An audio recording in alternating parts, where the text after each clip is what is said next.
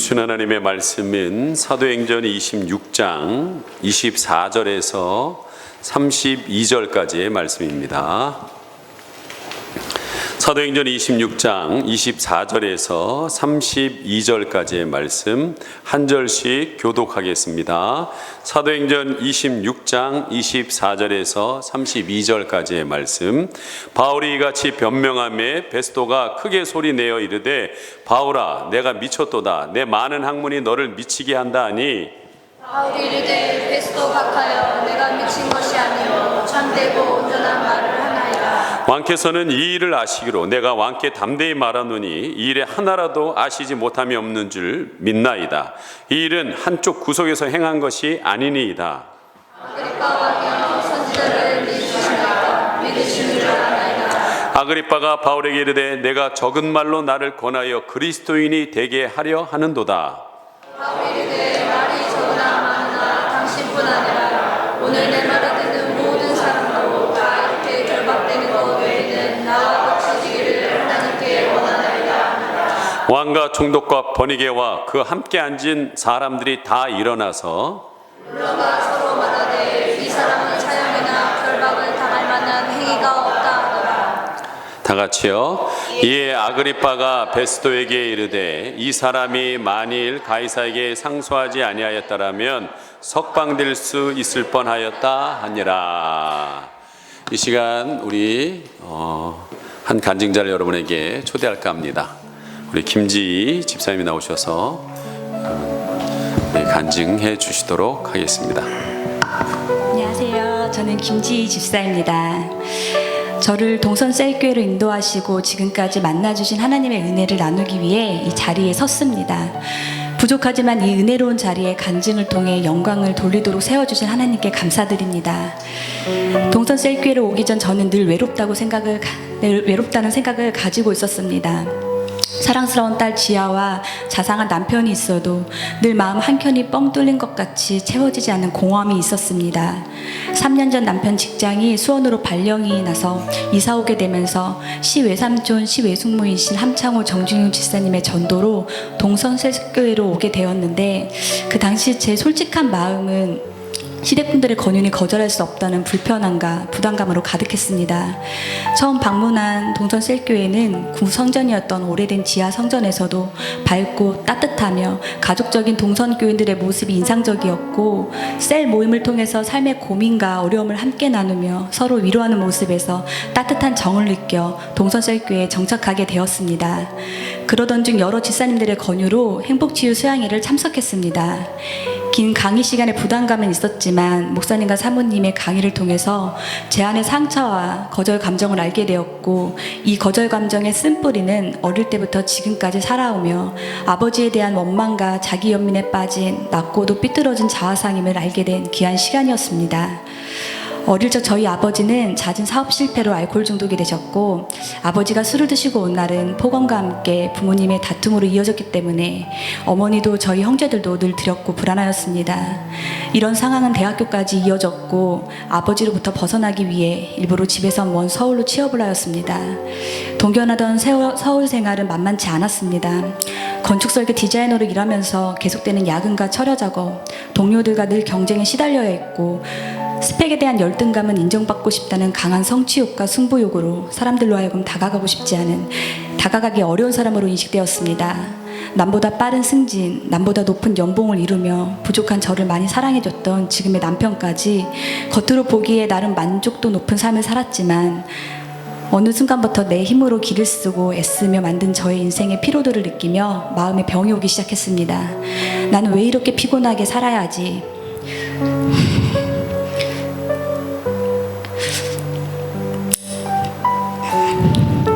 무엇 때문에 다람쥐 쳇바퀴 돌듯 힘든 인생을 반복하는 거지? 나는 누구지? 답을 알 수 없는 삶의 질문들로 마음은 더욱 공허해졌고 우울증과 불면증은 깊어갔습니다. 이런 마음의 병은 가정에서도 불안을 만들어냈습니다. 남편에게 아직도치 말로 상처내고 심한 감정의 기복과 변덕으로 남편을 곤란하게 만들었으며 딸 지아에게 일관성 없는 양육 태도로 한행각 자책을 번복하게 일쑤였습니다. 이런 상처와 죄로 얼룩진 저에게도 행복 치유사형이 마지막 기도하는 시간에 하나님께서는 많은 은혜를 부어주셨습니다. 나의 상처만 보느라 남편과 딸 지아를 사랑으로 품지 못한 부족함과 연약함을 보게 하셨고, 헛된 소망과 공한 마음을 세상의 것들로 채우며 긴 방황을 했던 제가 하나님의 아픔이 되어 집을 나갔던 탕자라는 것을 깨닫게 하셨습니다.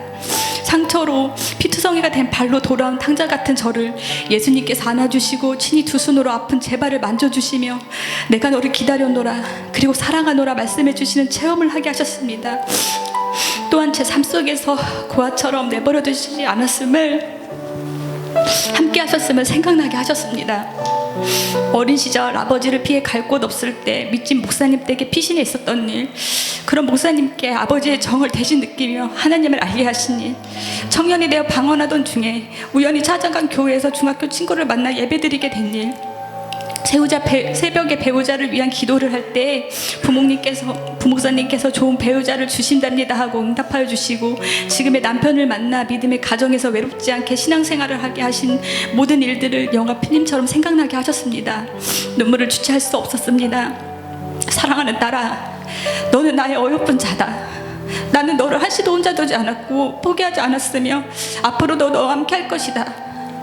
오래 참으시고 기다리신 주님은 행복치유수양회를 통해 저와 늘 함께 하셨음을 기억나게 해주셨고, 죄를 뉘우쳐서가 아니라 살기 위해 아버지께로 돌아온 탕자처럼 내가 죄인인지 모르고 그저 은혜 받고 편안하게 살고 싶어하는 이 못난 탕자의 이기적이고 교만한 마음과 상처들을 만져주셨습니다.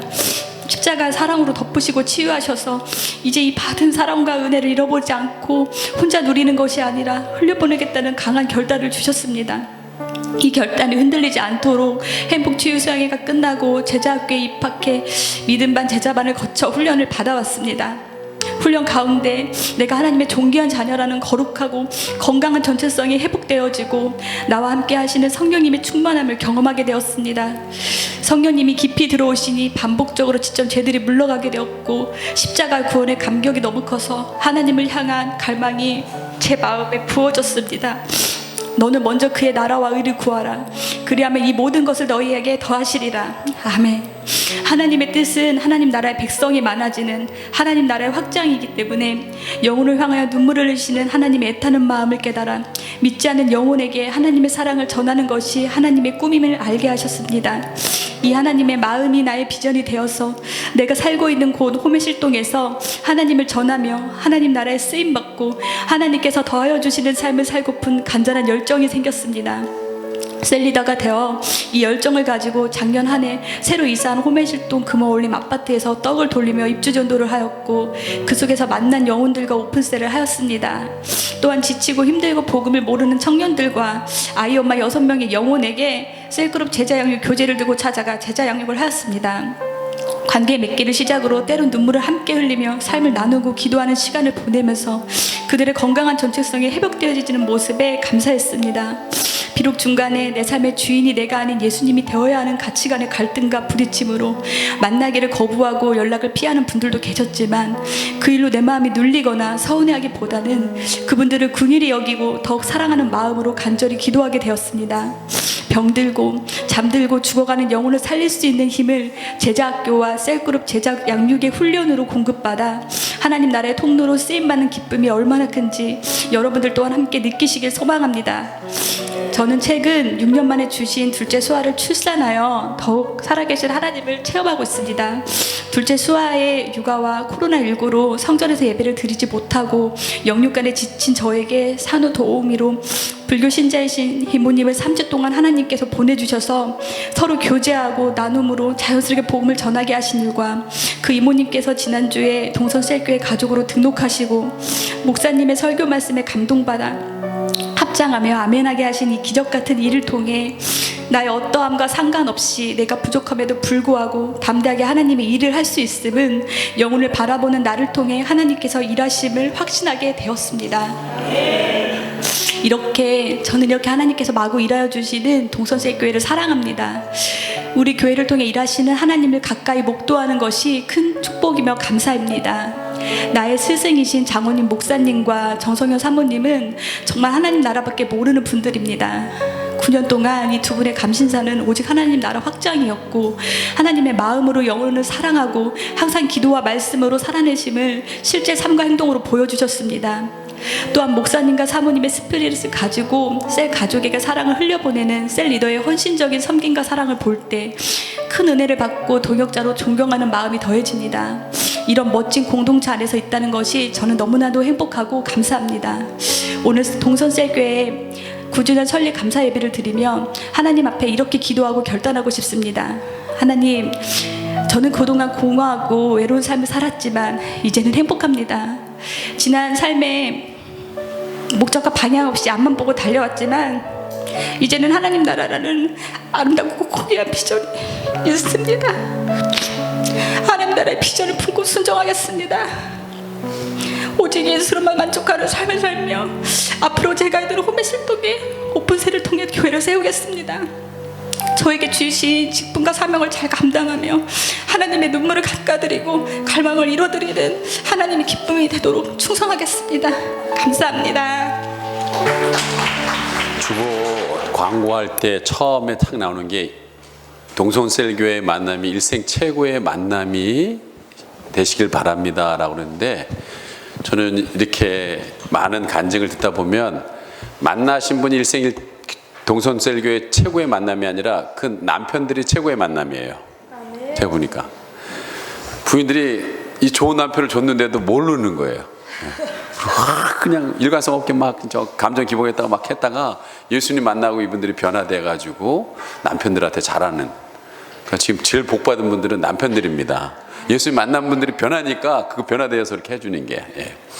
여러분, 어느 동네 김밥 가게가 들어오는데 제일 타격을 입은 것이 오뎅이라고 합니다. 그러나 어느 날 이 오뎅이 소주 한 잔 먹고 취해가지고 얼큰해가지고요, 이 김밥 가게를 찾아왔습니다. 야, 너 때문에 장사 다 끝났어. 그리고 김밥을 막 패기 시작했어요. 김밥의 옆구리는 터져나오기 시작하고 너무 억울해서 왜 나 때문에 장사가 안 되는지 객관적인 증거를 대보라고 얘기했습니다. 필사에 대한 힘을 다해서 따지기 시작했습니다. 그랬더니 오뎅은 네 생겨먹은 꼴이 보기 싫어. 너는 겉하고 속이 달라. 그랬어요. 그랬더니 김밥이 그 터진 옆구리를 잡고서 강력하게 얘기했어요. 막 비명을 지면서 얘기했어요. 야, 그럼 잘 보고 패. 난 김밥이 아니라 순대란 말이야.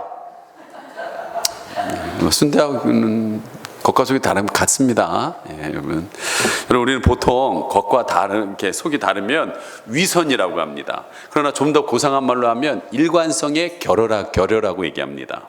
신앙인들이 욕을 먹는 주된 이유가 뭐냐? 여러분, 일관성이 결여 때문에 그렇습니다. 오늘 사도 바울이 그 일생을 통해서 우리에게 큰 감동을 주는 것은 뭐냐면, 그는 예수 믿고 난 뒤서부터 계속 일관성을 가지고 나가는 것을 보게 됩니다. 이런 일관성이 여러분 자신과 우리 교회 가운데 회복되기를 간절히 소망합니다. 그가 이제 회당에 들어가서 회당에 들어가든 법정에 가든 그런 일관성 있게 한결같이 예수 그리스도를 전합니다. 그리고 예루살렘의 체포 후에 가이사랴 법정에서 베릭스에게 총독을 재판받고 2년 동안 후에 또한 베스도라는 새로운 총독 앞에서 재판을 갖는 가운데서도 그는 죄수의 몸이기는 하지만 끊임없이 예수 그리스도에 대해서 이야기하고 있습니다. 여러분, 그는 너는 말씀을 전파하라. 때를 얻든지 못 얻든지 항상 심사하고 말한 자기의 말을 실천하면서 나가고 있습니다. 그렇다면 우리도 이렇게 한결같은 복음의 증언으로 살아가기 위해서 일관성 있는 교회가 되기 위해서 우리 9주년을 맞이해서 준비되어야 될 것이 무엇인가를 함께 나누도록 하겠습니다. 첫째는 뭐냐면 말씀이 준비되어야 됩니다. 하나님의 말씀이 준비되어야 돼요.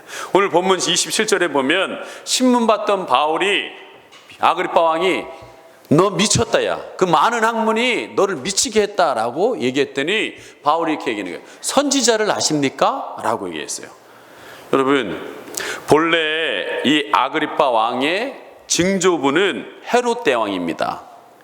그리고 이 아그리파 왕은 자기가 정통 유대인이라고 얘기합니다. 근데 사실은 그렇지 않아요. 헤롯 대왕 자체가 여러분 유대인과 에돔 사람이 결혼해서 난 혼혈입니다. 그 어떻게 보면은 자기가 정통이 아니에요. 근데 자기는 정통이라고 얘기해요. 그럼 정통이라고 하려고 하면 유대인이라면 그 당시에 성경인 그것을 정통으로 알고 있어야 된다는 거예요. 우리는 지금 구약과 신약을 갖고 있지만 여러분 구약 성경 자체밖에 없는 그런 시대 가운데 그 구약을 잘 알아야 한다는 것입니다. 그러면서 아그리빠 왕의 대화를 통해서 지금 바울은 강력하게 얘기하고 있습니다. 내 개인적인 철학을 얘기하는 것이 아닙니다. 내가 갖고 있는 사적인 생각을 말씀드리는 것이 아닙니다. 저는 성경에 나와 있는 그것을 이야기하고 있습니다. 그 성경에 나와 있는 이 구약에 쭉 얘기해서 결론을 딱 얘기하는 분이 바로 예수 그리스도이십니다 라고 일관성 있게 여러분 처음에 잡힐 때도 2년 전에 재판 과정에도 2년 후도 계속 끊임없이 예수 그리스도에 대해서 얘기하고 있습니다. 그렇다면 여러분 예수 그리스도께서 왜 이 땅에 오셨을까요? 그러자면 예수님을 왜 이 세상에 보내신 하나님의 마음을 아셔야 된다는 거예요. 여러분 하나님의 관심은 어디에 있을까요? 하나님 나라에 있습니다.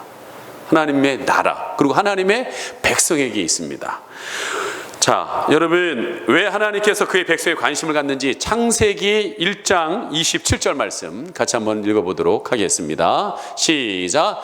하나님이 자기 형상 곧 하나님의 형상대로 사람을 창조하시되 남자와 여자를 창조하시고, 자, 하나님이 뭐대로 사람들을 만드셨다고 그랬어요? 자기 형상대로 만들었다는 거예요. 여러분의 지금 눈, 코, 입 뭐 이런 형상이라기보다는 여러분 안에 이 영혼의 형상이 바로 하나님의 형상대로 만들어져요. 여러분이 왜 자녀들을 소중히 여깁니까? 여러분의 형상을 따라 여러분 자녀로 됐기 때문에 사랑하는 거 아니겠습니까? 그러면 남자 아담 만들고 난 뒤에 끝나지 왜 오늘 말씀에 보면 남자와 여자를 창조했을까요? 여러분 이유는 단 하나입니다. 그 다음 절 28절 같이 한번 읽어보겠습니다. 시작. 하나님이 그들에게 복을 주시며 하나님이 그들에게 이르시되 생육하고 번성하여 땅에 충만하라. 땅을 정복하라. 바다의 물고기와 하늘의 새와 땅에 움직이는 모든 생물을 다스리라 하시니라. 그렇습니다. 왜 남자와 여자를 창조하셨냐면 그들을 통해서 나는 너에게 복을 준다는 거예요. 여러분은 하나님의 복을 받은 사람입니다.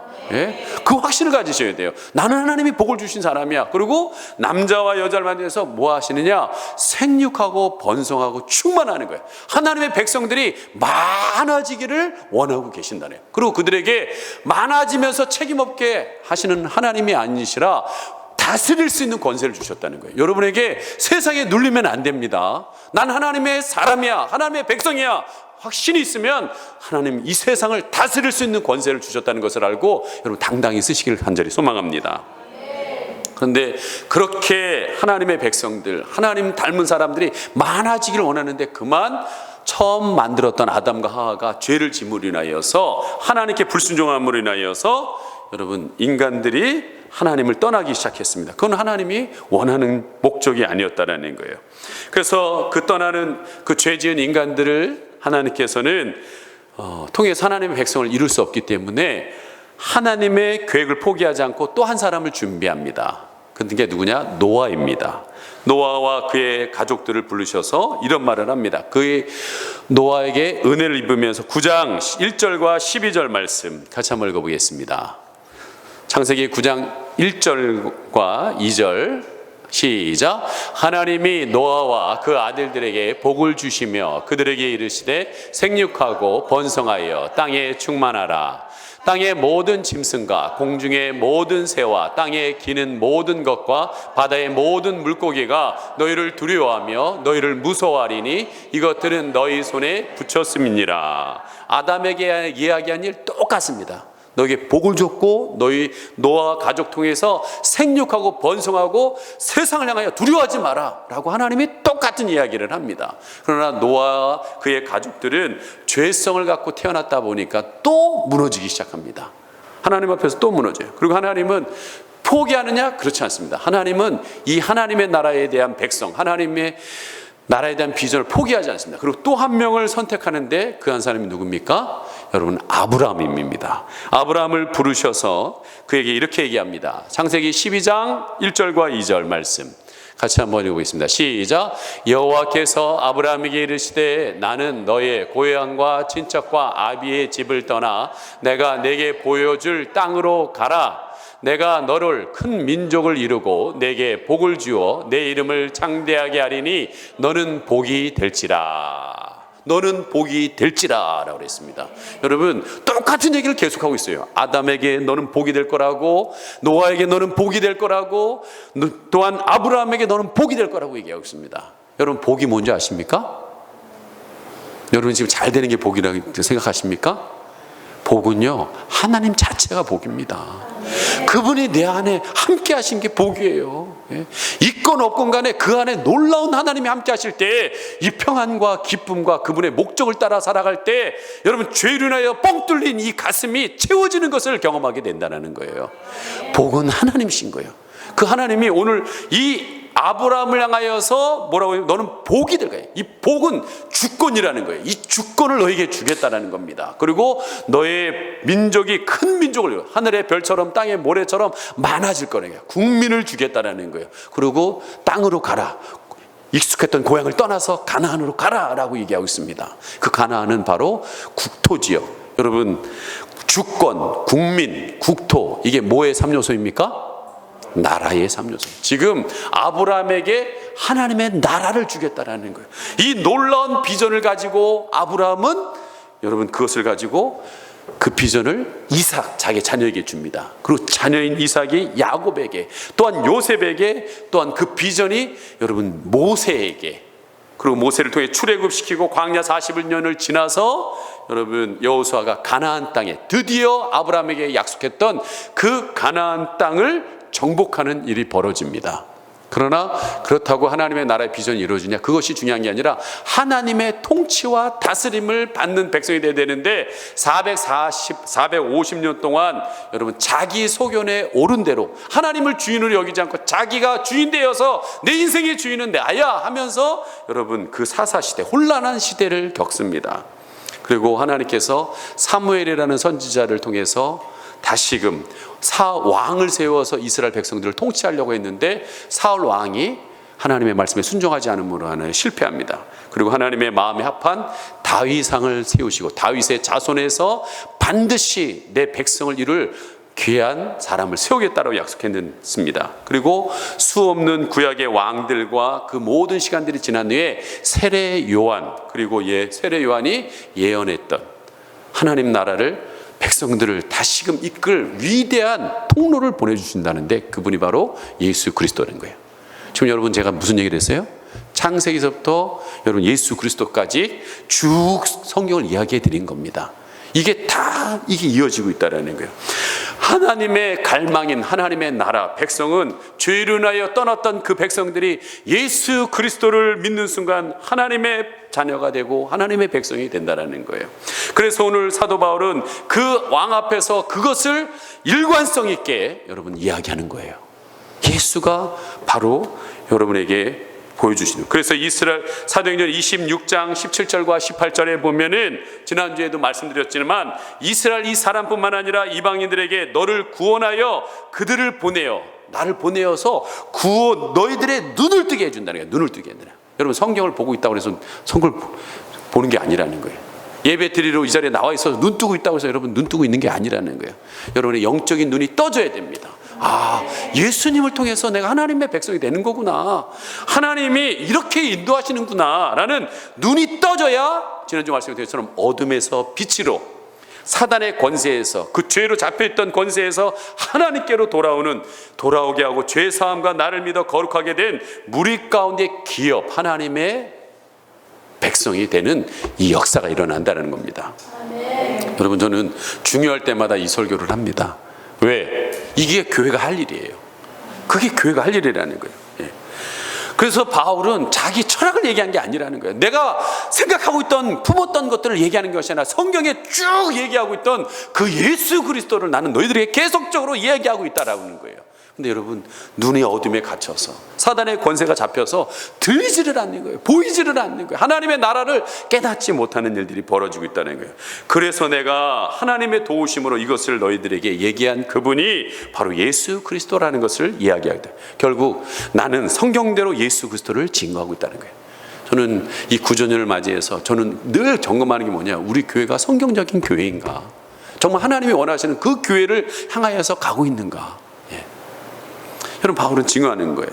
예수님도요, 요한복음 5장 39절 같이 한번 우리 보도록 할까요? 5장 39절 시작. 너희가 성경에서 영생을 얻는 줄 생각하고 성경을 상고하거니와 이 성경이 곧 내게 대하여 증언하는 것이니라. 끊임없이 증언하고 있다는 거예요. 그렇기 때문에 여러분, 뭐를 알아야 됩니까? 하나님의 말씀을 아셔야 됩니다.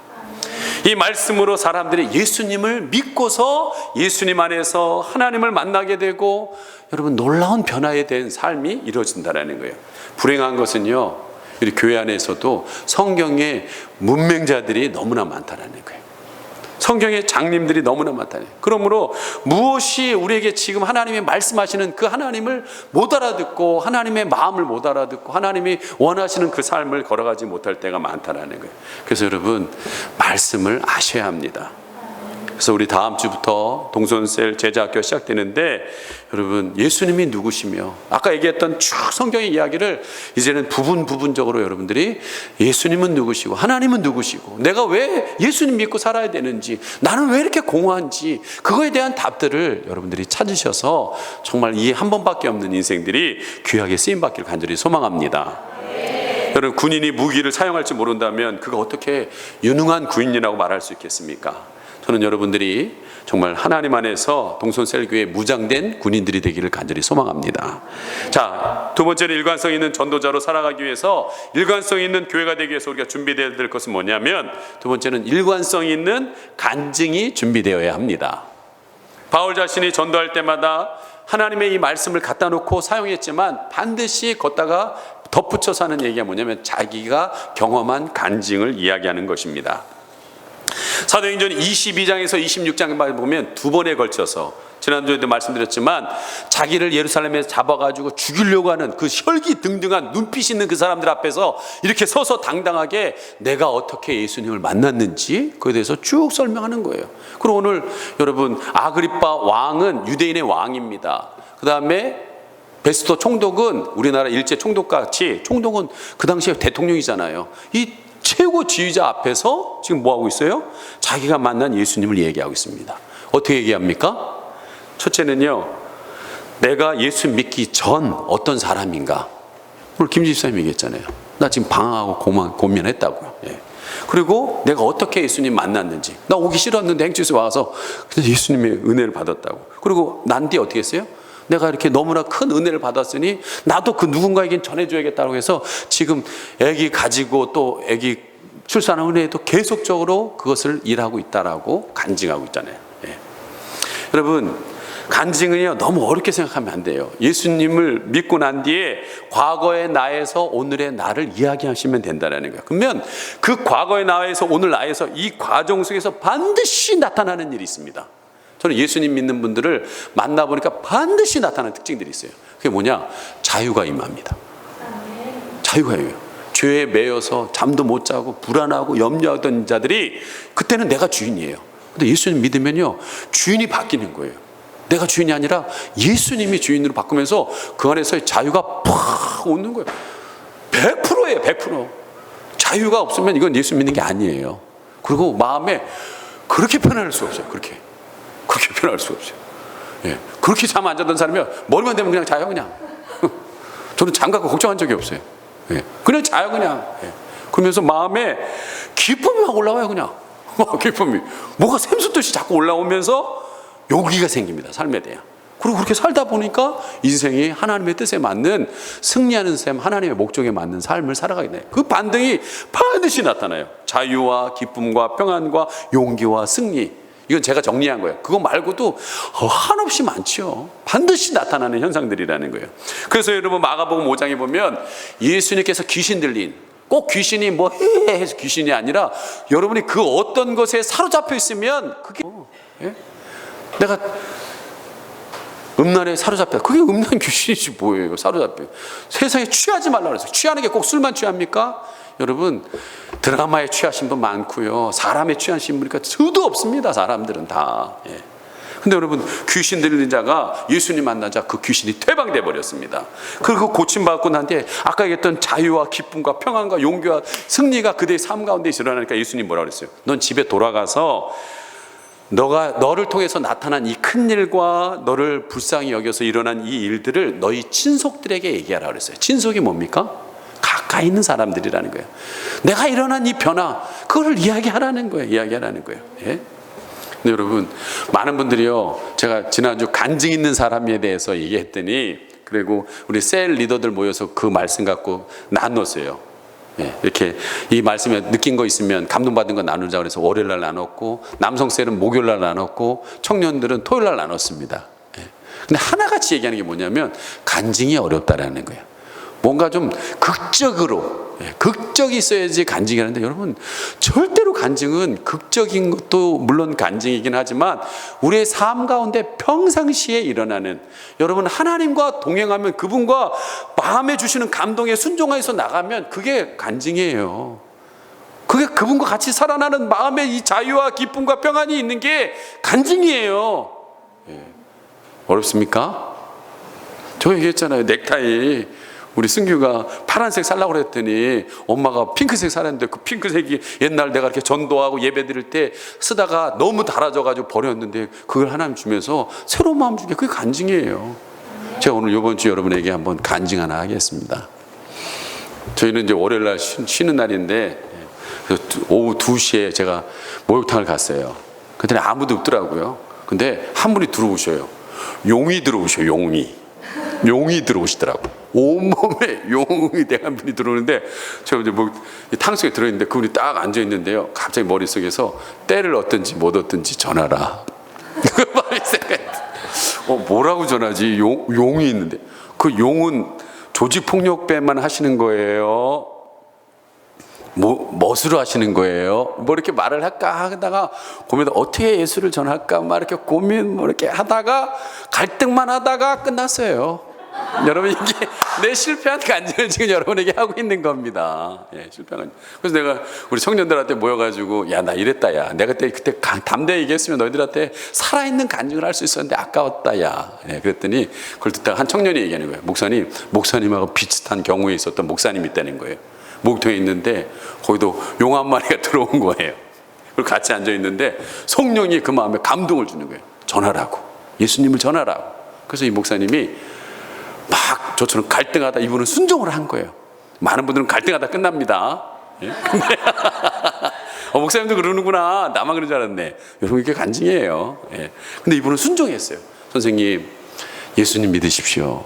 근데 이 새끼가 그러고 나올 줄 알았는데 이 용이요 예를 갖추더니 어떻게 하면 예수님을 믿을 수 있을까요? 하면서 자기 예의를 갖추면서 자기의 마음에 있는 이야기를 하기 시작하더라는 거예요.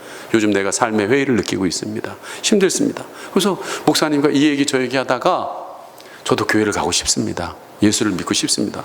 그러십니까? 그럼 이 시간에 우리 예수님 영접기도 하고 제가 안수기도 해줄게요. 그 용은요 앉아 있고요. 목사님은 일어나가지고요. 여러분 지금 다 지금 벗고 있는 거예요. 예, 지금 여러분 잠깐 생각해 보세요. 예, 뭐 이렇게 있어. 예, 거기서 이렇게 여러분 탕 안에서 이걸 기도하고 있는 거예요. 그리고 거기서 예수님을 영접한 거예요. 이 목사님은 순종하니까 기뻤을까요? 안 기뻤을까요? 기쁘지요. 한 영혼이 돌아왔으니 얼마나 기쁩니까? 기쁨으로 모욕을 다 마치고 나가는데 그 사우나 입구에서 난리 난 거예요. 구급차가 오고 경찰차가 오고 막 난리 난 거예요. 왜 그러냐고 그랬더니 지하의 주차장에서 살인사건이 난 거예요. 이분이 조직에 있다가 조직에 나오니까 그 조직에서 이분을 살해한 겁니다. 여러분 물론 살해는 당했지만 어떻게 됐어요? 예수님을 영접한 거예요. 여러분 그분은 하나님 나라 간 거예요. 예? 이게 바로 성공적인 간증이에요. 여러분 이게 성공적인 간증입니다. 예. 여러분 꼭 꼭 성경을 몰라도 됐습니다. 여러분이 예수님을 믿는 순간 느끼는 그것을 그대로, 야, 나 그때 불안했는데 이렇게 평안하더라. 여러분, 사마리아 여인은 뭐 복잡한 거 없어요. 예수님 만나보자 동네 사람들 가서 너들 알지? 나 추하고 더러운 거, 내 남편 다섯이 있던 거 알지? 다른 분이 만났어. 그러면서 간증을 하잖아요. 그랬더니 사람들이 그래? 그러면서 다 쫓아와가지고 예수님 앞에 쓰잖아요. 여러분, 여러분의 삶이 간증입니다. 예. 여러분이 못 만났더라도 그 만나고 싶은 이야기를 얘기하는 것도 간증이에요. 이게 미래적 간증이라는 거예요. 그걸 듣고서 하나님이 만나주시는 거예요. 예. 여러분, 아무쪼록 간증의 일관성을 가지고 간증자들이 되길 소망합니다. 자, 마지막은 일관성 있는 존재감을 준비되어 있어야 합니다. 존재감이 준비된다는 것은 무슨 뜻하냐면, 전도하려면 어느 정도 자신의 변화된 것을 확신해야 돼요. 분명히 여러분, 교회 안에 오거나 찬양을 하거나 말씀을 듣거나 또한 하나님의 말씀을 감동을 줄 때, 뭔가 순종할 때 변화들이 오게 돼 있어요. 예. 변화된 자기의 존재의 확신이 있어야 한다는 거예요. 이것을 뭐라고? 존재 전도라고 합니다. 보통 전도는 뭐라고 그래요? 말로 하지요. 이거 선포 전도라고 합니다. 말로 이렇게 얘기합니다. 근데 이 사람 있는 것 그 자체가 그걸 통해서 전도가 되는 거예요. 예. 사도 바울은 말로만 전도한 것이 아닙니다. 어떻게 자신의 변화된 존재 자체로 전도하기 시작합니다. 오늘 바울이 아그리파 왕에서 담대히 복음을 전하자 아그리파 왕이 너 미쳤다, 이 많은 학문이 너를 미치게 했다라고 얘기했습니다. 그러면서 아그리파 왕이 28절에 보면은 아그리파가 바울에게 이르되 내가 적은 말로 나를 권하여 그리스도인이 되게 하려 하는도다. 이 짧은 시간에 몇 마디 말로써 나를 설득해서 그리스도인을 되게 하려고 하는구나 라고 얘기했습니다. 그랬더니 여러분, 왕이 그렇게 얘기하면 눌리잖아요. 자기가 지금 죄수인데. 근데 바울은요, 굴하지 않습니다. 굴하지 않고 사도 바울의 반응을 보십시오. 29절 말씀 함께 같이 읽어보도록 하겠습니다. 시작. 바울이 이르되 말이 적으나 많으나 당신들뿐만 아니라 오늘 내 말을 듣는 모든 사람도 다 이렇게 결박된 것 외에는 나와 같이 되기를 하나님께 원하나이다 하니라. 얼마나 담대합니까? 지금 자기는 죄수에 결박되어 있습니다. 내가 이렇게 서 있는, 사실은 이것도 억울하게 저기잖아요. 예? 이거 빼고는 지금 나같이 됐으면 좋겠습니다. 그게 뭐 나같이 뭐가 돼? 내 마음속에서 지금 여기 있는데 이 자유와 평안을 당신들도 좀 누렸으면 좋겠습니다. 내 영혼에 흐르는 이 넘치는 구원의 기쁨이 샘솟듯이 흐르는 걸 좀 알았으면 좋겠습니다. 내가 이 시간에 재판을 잘못 받아서 죽는다 할지라도 나는 예비된 하나님의 나라가 있습니다. 천국을 나는 갈 수 있는 넷에 대한 소망이 확신합니다. 아니, 오늘 여기서 내가 살아야 될 내 삶의 이유, 목적이 되어주신 예수 그리스도, 나를 만나주신 예수 그리스도 당신들도 만났으면 좋겠습니다. 네. 오늘도 살아계셔서 나와 동행하시는 그분이 나와 동행하게 나는 염려 없습니다. 이것이 바로 일관성 있는 존재감이라는 거예요. 네. 이 바울의 선언에 소위 당대 권력자들의 반응이 무엇입니까? 오늘 30절에서 31절이면 왕과 총독들이 이구동성으로 얘기합니다. 뭐라고 해요? 그는 결박당할 이유가 없다. 무죄야 이 사람은. 그러면서 32절에 뭐라고 그래요? 만약에 바울이 황제에게 항소하지 않았다면, 로마 시민권을 가진 자가 항소하지 않았다면 당장 석방시켜야 될 사람이다. 그러면서 바울의 무죄함과 순결함을 인정하지 않습니까? 근데 여러분, 저는요, 이 장면에서 한번 생각해 볼 게 있어요. 왕이고 총독입니다. 이 사람들은 최고의 지도자들이에요. 이 지도자까지 설 때까지는요, 수많은 사람을 겪습니다. 그러면서 이 신하가 지금 무슨 마음을 품고 있는지 느낌적으로 아는 거죠. 그래서 잘못된 마음을 갖고 있으면, 야, 불안하다, 쟤 좀 한번 조사해봐라. 이런 왕의 그런 민감이 있잖아요, 지도자로서요.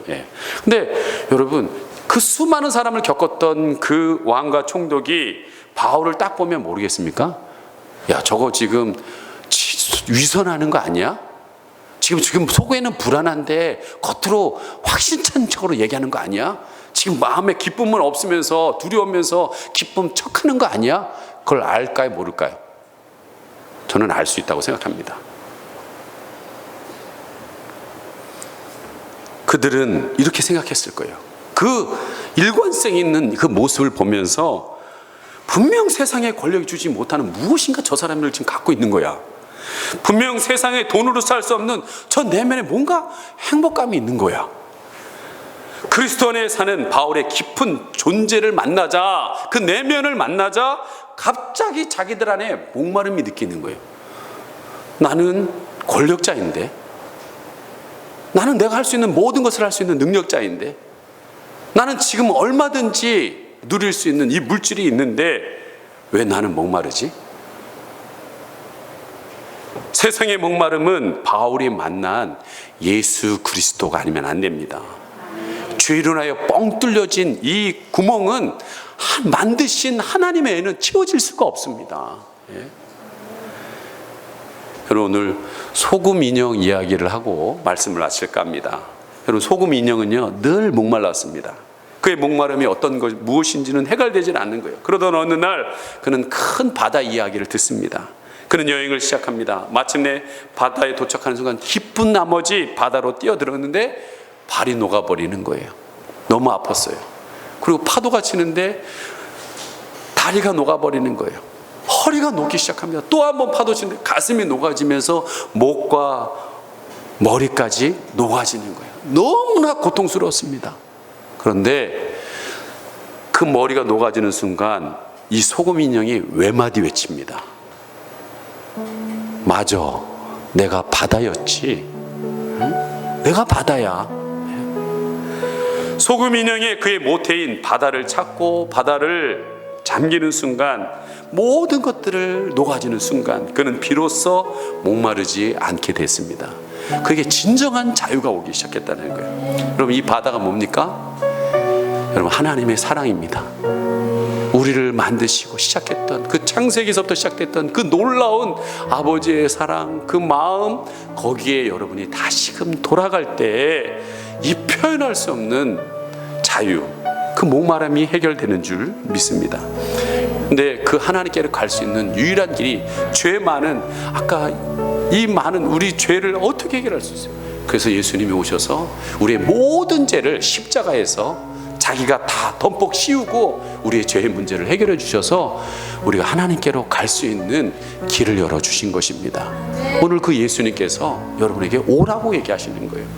여러분, 이 오라고 하는 초대에 여러분이 목마르시다면 일어나셔서 다가가시기 바랍니다. 그러면 여러분, 예수님을 만나시게 될 것입니다.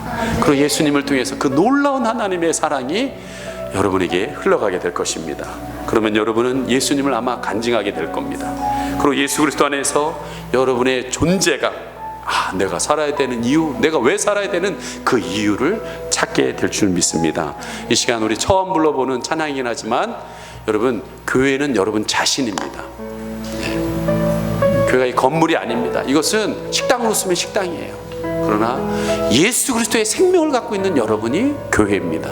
오늘 이 찬양, 교회여 일어나라. 여러분이 일어나 우리 다 같이 주님께 함께 나가기를 간절히 소망합니다.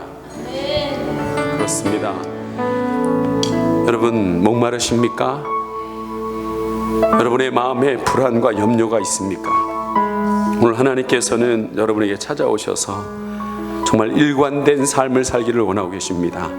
끊임없이 창세기서부터 지금 이 끊임없는 이 말씀 가운데 너희들을 살리기 위해서 예수님을 보냈고, 너희들은 예수님을 통하여서 하나님의 백성이 되며 하나님의 나라에 같이 임하기를 원하고 계시는 하나님의 말씀이 성경을 통해서 끊임없이 말씀하고 있는 줄 믿습니다. 하나님, 내가 이 말씀을 잘 몰랐습니다. 나의 눈을 열어주시고 귀를 열어주셔서 하나님의 말씀이 내 안에 생명으로 다가오게 하여 주시옵소서. 나도 예수님을 만나 이 바울처럼 일관된 간증하며 삶을 살기를 원합니다. 너무나도 존재감 없는 나의 자신을 보게 됩니다. 하나님, 내가 왜 살아야 되며 무엇을 위해서 살아야 될지 모를 때가 많습니다. 그 분명한 해답을 그 나를 만드신 그 하나님 안에서 반드시 찾을 수 있는 줄 믿습니다. 오늘 소금 인형처럼 하나님 앞에서 내가 녹아지게 하여 주시옵소서. 내 생각이 녹아지게 하여 주시고 내 마음이 녹아지게 하여 주셔서 그 하나님 안에서 놀라운 하나님이 주시는 자유와 평안과 기쁨, 기쁨, 하나님 용기와 승리의 삶이 될 수 있도록 하나님 나를 인도하여 달라고 이 시간 함께 그 갈급한 마음을 가지고 우리 주여 한번 부르고 기도하겠습니다. 주여